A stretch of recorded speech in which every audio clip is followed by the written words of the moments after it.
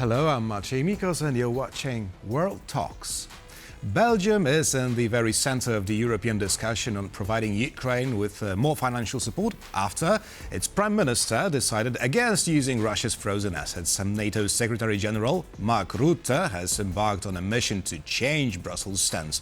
He also delivered a speech at the first NATO Biotechnology Community Conference, pointing out that the alliance needs to rapidly invest in science to catch up with its global opponents. And to talk about it all, we're joined by David Dunn, Professor in International Politics at the University of Birmingham. Good afternoon.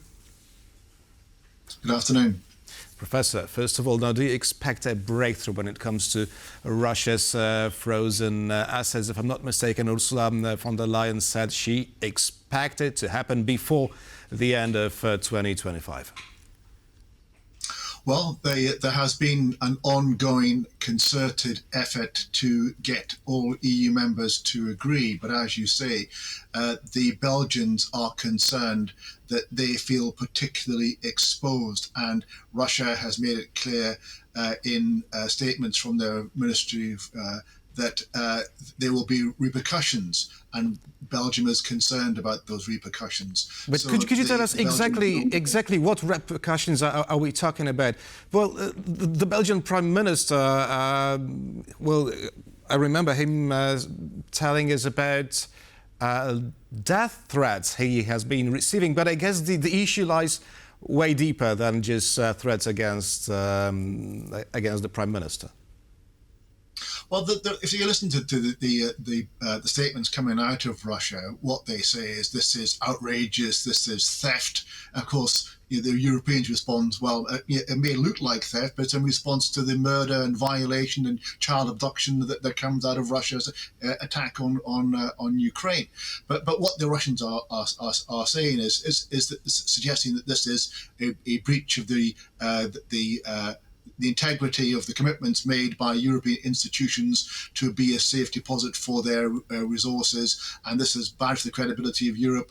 And I say, this unspecified, in terms of public, threats of repercussions. So the Russians are clearly rattled by this. They clearly are concerned. They're clearly trying to avoid that, and they're clearly trying to deter that by putting pressure on one of the smaller countries in Europe, Belgium, as a way of trying to actually block this policy. So there's a lot of public goings on, and I imagine there's private threats going on as well. Right. Now, can Europe afford to still finance Ukraine's war effort without touching the frozen Russian money? Well, it's whether it can afford not to, I suppose. You could put the other question the other way. But what there is a problem for Europe created by the Biden administration's leaving office and being replaced by Trump. We have 9 months whereby all the American aid for Ukraine has effectively dried up, and there's no new money coming from the Americans. Even the weapon sales now are sales rather than military aid to Ukraine. So it's the burden has fallen squarely on the Europeans. Now, the Europeans could do this through additional taxation, but the sums are huge. It's $150 billion that they're looking for to plug the needs of Ukraine over the next 2 financial years. And therefore, they would much rather leverage that against frozen Russian assets. Now, there has been much talk of just releasing those frozen assets and giving those directly to Ukraine. They say that the concern there is in terms of the reputation of Europe as a safe place for people to put their international monetary instruments. And so the idea is that instead of actually giving that money, the money is used as a guarantee for loans to Ukraine. And the understanding is that actually if Russia, when the war ends, Russia is asked to pay for reparations. And if those reparations are paid, then Ukraine can use that money to pay back the loan that comes from the EU. So it's a fairly complicated series of transactions, trying to make it less obviously a a taking of the Russian assets, which the Russians are upset about, and which there are concerns about the reputation of Europe as a banking center. But do you believe it is a realistic scenario that the Kremlin will ever pay some war reparations to Ukraine? Well, ever is a long word. I think it depends, really. I mean, the future for Russia after this war is very bleak one if they can't sell their oil into the nearest market next to them in terms of because what Russia is an oil and gas exporter, has very little to offer the rest of the world. They're selling it at a huge discount to India and China just now.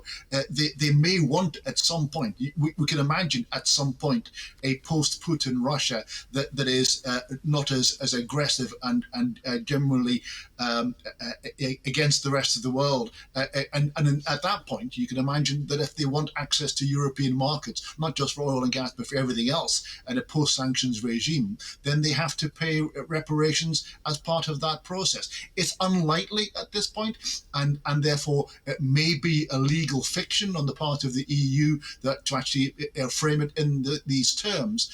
But there is a possibility there, and that's the way in which this loan has been seen as a loan and is guaranteed against that, rather than just as a sequestration of assets. Now, why do you think it's Mark Rutte negotiating with the Belgian Prime Minister the release of Russian frozen assets rather than the European Commission? Well, we're seeing actually everybody. I mean, sort of on the line has been putting pressure on the Belgians.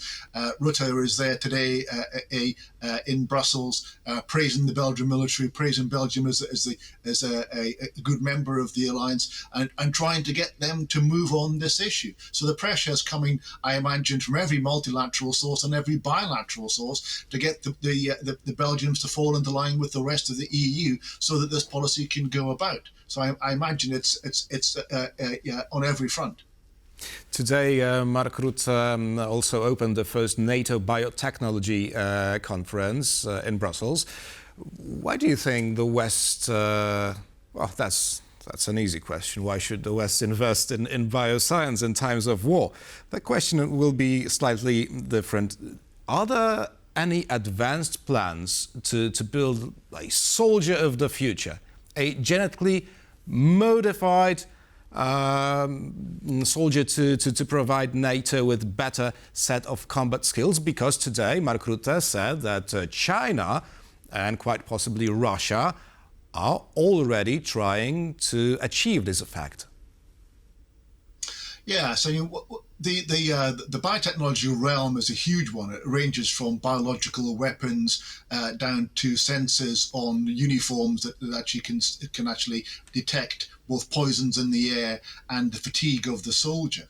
But it also involves more science fiction type technologies in terms of actually implants into humans that actually interface with computers more easily, or indeed actually offer enhancements, or even drugs that offer enhancements in terms of endurance and strength. And then there's the whole question of the exoskeletons, whereby almost like a robotic assistance to soldiers, so they can carry more heavy weights, lift heavier weights, and go on longer and act stronger as a consequence of having these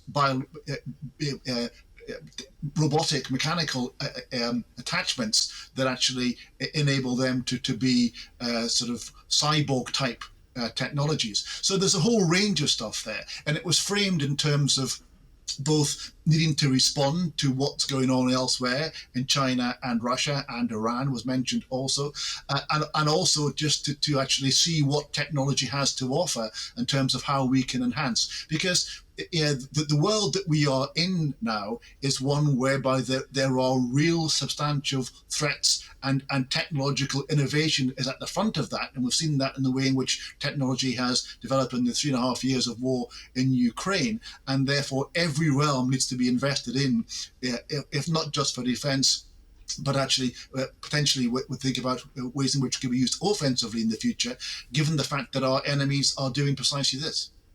So we're talking about soldiers, but I have a quote from Mark Rutte. There is also rapid progress underway to produce biotech-enabled outfits, something that you have mentioned, that, for example, can track signs of fatigue in our soldiers and politicians and early signs of infection or trauma. I'm wondering whether this line was designed to convince politicians to invest finally in biotechnology as it will also protect themselves.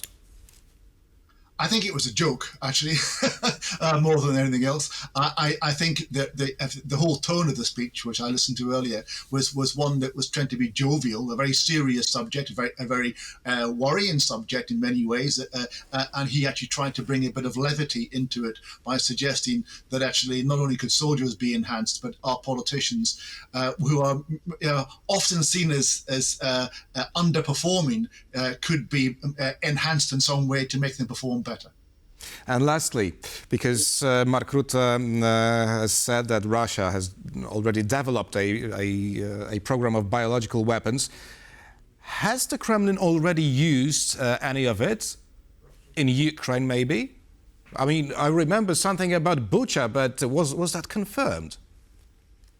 Well, I mean, speaking from the United Kingdom, we know that Russia has used both polonium and Novichok on UK soil in the last few years, and therefore we're very much aware here of the actions of Russia using hideous substances against members of the public in the UK as well as against Russian dissidents. But there have been also reports of chemical weapons being used in Ukraine, and it seems as if the Russians will stop at nothing, will violate every norm possible in their pursuit of their aggression in Russia, and that's what we need to defend against.